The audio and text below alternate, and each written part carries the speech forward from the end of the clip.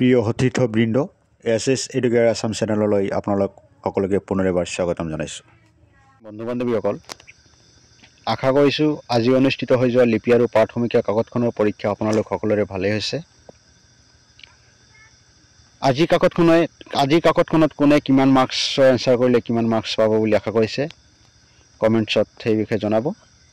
বন্ধু বান্ধৱীসকল, এই কাকতখনৰ ওপৰত যোৱা 14 নৱেম্বৰত মই আপোনালোকলৈ পৰামৰ্শমূলক এটি ভিডিঅ' আগবঢ়াইছিলোঁ আৰু ভিডিঅ'টোত মই বিষয়সূচীৰ কেইটামান টপিকছ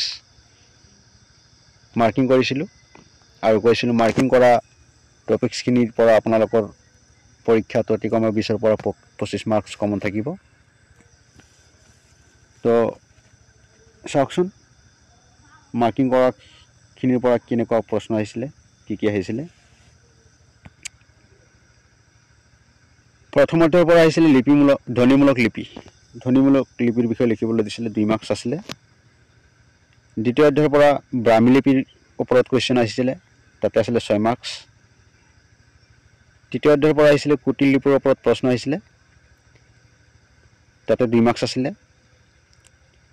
তাৰপিছত 9 নম্বৰ অধ্যায়ৰ পৰা পুৰণি পুথিৰ সাধাৰণ বৈশিষ্ট্যসমূহ আৰু লিখন সামগ্ৰী, দুয়োটা টপিকছৰ ওপৰতে কুৱেশ্যন আহিছিলে। এটাত 4 মাৰ্কছ, আনটোত 2 মাৰ্কছ। তাৰপিছত 10 নম্বৰ অধ্যায়ৰ পৰা আহিছিলে আপোনালোকৰ পাঠ প্ৰমাদৰ বিভিন্ন কাৰণসমূহ, ইয়াৰ ওপৰত 3 মাৰ্কছৰ কুৱেশ্যন আহিছিলে। পাঠ সমীক্ষাৰ প্ৰয়োজনীয়তা অহা নাই বাৰু। 13 নম্বৰ অধ্যায়ৰ পৰা পাঠ সমীক্ষাৰ আধুনিক পদ্ধতিৰ অন্তৰ্গত দিশসমূহ, এইটো টপিকছৰ পৰা কুৱেশ্যন আহিছিলে। প্ৰশ্ন কাকতত মই দেখাই দিম বাৰু। 14 নম্বৰ অধ্যায়ৰ পৰা অসমীয়া সাহিত্যত পাঠ সমীক্ষাৰ প্ৰয়োজনীয়তা, এইটো টপিকছৰ ওপৰত 6 মাৰ্কছ আহিছিলে। তো বলকচোন আজি কাকতখন চাই লওঁ। বন্ধু বান্ধৱীসকল, আজিৰ কাকতখনত 1 নম্বৰত দিয়া আছে তলত দিয়া প্ৰশ্নসমূহৰ যিকোনো 5টাৰ উত্তৰ লিখক। আপোনালোকক যিকোনো 5টা লিখিবলৈ দিছে, প্ৰশ্ন দিয়া আছে 6টা। তাৰে এ নম্বৰত দিয়া আছে ধ্বনিমূলক লিপি বুলিলে কি বুজায় চমুকৈ লিখক। বি নম্বৰত কুটিল লিপিৰ বৈশিষ্ট্যসমূহ কি কি। চি নম্বৰত দিয়া আছে গছতল স্তম্ভ লিপিখন কোনে ক'ৰ পৰা কেনেকৈ উদ্ধাৰ কৰিছিল। ডি নম্বৰত দিয়া আছে পুৰণি পুথিৰ লেখন সামগ্ৰীসমূহ কি কি উল্লেখ কৰক। ই নম্বৰত দিয়া আছে অধিসমীক্ষা মানে কি বুজাই লিখক। এফ নম্বৰত প্ৰেমত পৰিল নেকি, গ্ৰন্থখনৰ লেখক কোন, গ্ৰন্থখনৰ বিশেষত্ব কি। এই 5টা প্ৰশ্নৰ 6টা প্ৰশ্ন দিয়া আছিলে। তাৰে প্ৰথম 4টা প্ৰশ্নৰ ওপৰত ভিডিঅ' দিয়া হৈছে, বাকী 2টাৰ ওপৰত ভিডিঅ' দিয়া নাছিলোঁ মই। এইখিনি বাৰু মই দিয়া নাছিলোঁ। তাৰপিছত 2 নম্বৰত দিয়া আছিলে তলৰ যিকোনো 4টা প্ৰশ্নৰ উত্তৰ লিখক আৰু প্ৰতিটো প্ৰশ্নত আপোনালোকৰ আছে 3 মাৰ্কছ। তাৰপৰা এই নম্বৰত দিয়া আছে প্ৰাদেশিক লিপি মানে কি, যিকোনো এবিধ প্ৰাদেশিক লিপিৰ বিষয়ে এটি টকা যুগুত কৰক। এইটোৰ ওপৰত মই ভিডিঅ' দিয়া নাছিলোঁ। বি নম্বৰত দিয়া আছে চামধৰাগড়ৰ ৰণজয় শিলালিপিখনৰ বিষয়ে চমুকৈ লিখক। এইটোৰ ওপৰত ভিডিঅ' দিয়া হৈছিলে। চি নম্বৰত দিয়া আছে ইউনিকোড মানে কি, ইউনিকোড আৰু লিপিৰ মাজৰ সম্পৰ্ক কেনেকুৱা ব্যাখ্যা কৰক। এইটোৰ ওপৰত ভিডিঅ' দিয়া নাই মই। ডি নম্বৰত দিয়া আছে পাঠ প্ৰমাদৰ কাৰণসমূহ কি কি, এইটোৰ ওপৰত ভিডিঅ' দিয়া আছে। ই নম্বৰত দিয়া আছে পাঠ সমীক্ষা পদ্ধতিৰে পাঠৰ বিকৃতি আঁতৰাই মূল পাঠৰ ওচৰ কেনেকৈ কাষ চাপিব পাৰি চমুকৈ লিখক। এইটোৰ ওপৰত তেনেকৈ ভিডিঅ' ডাইৰেক্ট প্ৰত্যক্ষভাৱে ভিডিঅ' দিয়া হোৱা নাই, যদিও আপোনালোকৰ যি 13 নম্বৰ অধ্যায়ত যে আছিলে পাঠ সমীক্ষাৰ আধুনিক পদ্ধতিৰ অন্তৰ্গত দিশসমূহ, সেই 4টা দিশ ইয়াতে উল্লেখ কৰিব পাৰে। এনচাৰ সেইখিনিও হ'ব বাৰু। যিয়ে নহওক আপোনালোকৰ 2 নম্বৰত যিকোনো 4টা লিখিব লাগে। হয়, 4টাৰ ওপৰতে ভিডিঅ' দিয়া আছে, মাত্ৰ এটাৰ ওপৰত ভিডিঅ' দিয়া নাই। 3 নম্বৰত দিয়া আছে তলৰ যিকোনো 4টা প্ৰশ্নৰ উত্তৰ লিখক আৰু প্ৰতিটোত আছে 6 মাৰ্কছকৈ।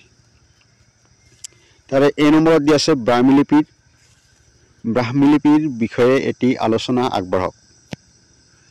এইটোৰ ওপৰত ভিডিঅ' দিয়া আছে। বি নম্বৰত দিয়া আছে পাঠ সমীক্ষা পদ্ধতিটো হৈছে গ্ৰন্থকাৰজনৰ মূল পাঠৰ ওচৰ চাপিবলৈ কৰা প্ৰচেষ্টাৰ এক প্ৰণালীবদ্ধ কৌশল। কথাষাৰ ব্যাখ্যা কৰক। এইটো প্ৰশ্নৰ ওপৰত প্ৰত্যক্ষভাৱে ভিডিঅ' দিয়া হোৱা নাই যদিও সেই যে আপোনালোকৰ পাঠ সমীক্ষাৰ আধুনিক পদ্ধতিৰ অন্তৰ্গত যি 4টা দিশ আছিলে ঘূৰাই পকাই সেই 4টা দিশক ইয়াতে লিখিব পাৰে। C নম্বৰত দি আছে ভাৰতবৰ্ষৰ পাঠ সমীক্ষা পদ্ধতিৰ পৰম্পৰা সম্পৰ্কে আলোচনা কৰক। এইটোৰ ওপৰত মই ভিডিঅ' দিয়া নাই। D নম্বৰত দি আছে অসমীয়া লিপিৰ ইতিহাস সম্পৰ্কীয় কথাখিনি নিজৰ ভাষাৰে চমুকৈ লিখক। এইটোৰ ওপৰত ভিডিঅ' দিয়া হৈছে। E নম্বৰত অসমত পাঠ সমীক্ষাৰ প্ৰয়োজনীয়তা সম্পৰ্কে বিশদ ব্যাখ্যা কৰি এটি নিবন্ধ যুগত কৰক। এইটোৰ ওপৰতো ভিডিঅ' দিয়া আছে। গতিকে 3 নম্বৰত যিকোনো 4টা লিখিব লাগে আৰু হয় অকল C নম্বৰটোহে মোৰ ভিডিঅ'ত দিয়া নাই আৰু বাকি 4টা মই দিয়া ভিডিঅ'ৰ ভিডিঅ'ত অন্তৰ্ভুক্ত হৈ আছে। তাৰপিছত 4 নম্বৰত আছিলে যিকোনো 3টা প্ৰশ্ন উত্তৰ লিখিব লাগে আৰু প্ৰতিটোত 8 মাৰ্কছ কৈ দিয়া আছে। তাৰ A নম্বৰত আছে কুখান লিপিৰ ক্ৰমবিকাশ আৰু বৈশিষ্ট্যৰাজি সম্পৰ্কে এটি তথ্যপূৰ্ণ আলোচনা যুগুত কৰক।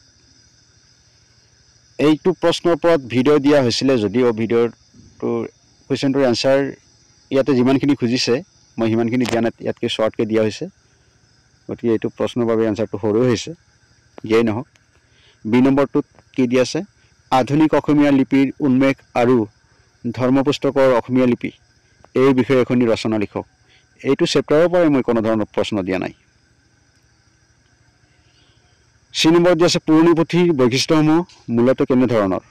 পুৰণি পুথিসমূহৰ সম্পাদনাত কেনেধৰণৰ অসুবিধা বা সমস্যাৰ সৃষ্টি হয় আলোচনা কৰক। এইটো প্ৰশ্নৰ 2টা খণ্ড। প্ৰথম খণ্ডটোৰ ওপৰত ভিডিঅ' দিয়া হৈছে কিন্তু দ্বিতীয় খণ্ডটোৰ ওপৰত মই ভিডিঅ' দিয়া নাই। D নম্বৰত দিয়া আছে অসমত পাঠ সমীক্ষাৰ ঐতিহাসিক প্ৰেক্ষাপটৰ ওপৰত আলোকপাত কৰি এটি প্ৰবন্ধ যুগুত কৰক। এইটোৰ ওপৰতো ভিডিঅ' দিয়া আছে, সুন্দৰকৈ দিয়া আছে, এনসাৰ পাৰফেক্ট এনসাৰ দিয়া হৈছে। তাৰপিছত 5 নম্বৰ প্ৰশ্নটো দিয়া আছে। 5 নম্বৰ প্ৰশ্নটো কেৱল 2020 চনৰ আগতে নামভৰ্তি কৰা শিক্ষাৰ্থীৰ বাবেহে। 5 নম্বৰত 2টা প্ৰশ্ন দিয়া আছে আৰু এই প্ৰশ্ন 2টা হৈছে 2020 চনৰ আগতে নামভৰ্তি কৰা শিক্ষাৰ্থীৰ বাবে।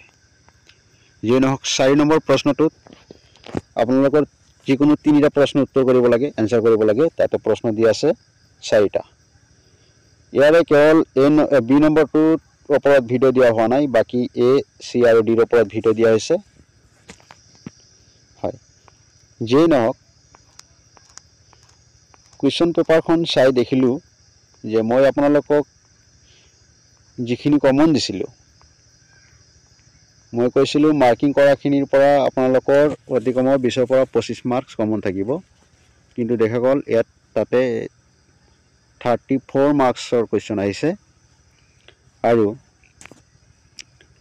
লগতে চেনেলটোত উপলব্ধ এই লিপি আৰু পাঠ সমীক্ষা কাকতখনৰ ওপৰত যি 11টা ভিডিঅ' আপলোড কৰা হৈছে আৰু পূৰ্বতে আপোনালোকৰ এছাইনমেণ্টৰ 4টা প্ৰশ্নৰ উত্তৰ দিয়া হৈছিলে। এই গোটেইখিনিৰ পৰা মই কৈছিলোঁ আপোনালোকৰ পৰীক্ষাত অতি কমেও 80% কমন থাকিব মাৰ্কছৰ ফালৰ পৰা। তো দেখা গ'ল মাৰ্কছৰ ফালৰ পৰা আপোনালোকৰ 80% নহয় 88.5% কমন আহিছে, অৰ্থাৎ 70ৰ ভিতৰত 62 মাৰ্কছৰ কুৱেশ্যন আপোনালোকৰ আজিৰ কাকতখনত উপলব্ধ। তো সকলোৱে কমেণ্টত জনাব আপোনালোকৰ কাৰ পৰীক্ষা কেনেকুৱা হ'ল, কোনে কিমান মাৰ্কছ পাব। আৰু দ্বিতীয় কাকতখনৰ বাবে সকলোকে শুভেচ্ছা জনাই আজিৰ ভিডিঅ' ইমানতে সমাপ্ত কৰিছোঁ। ধন্যবাদ।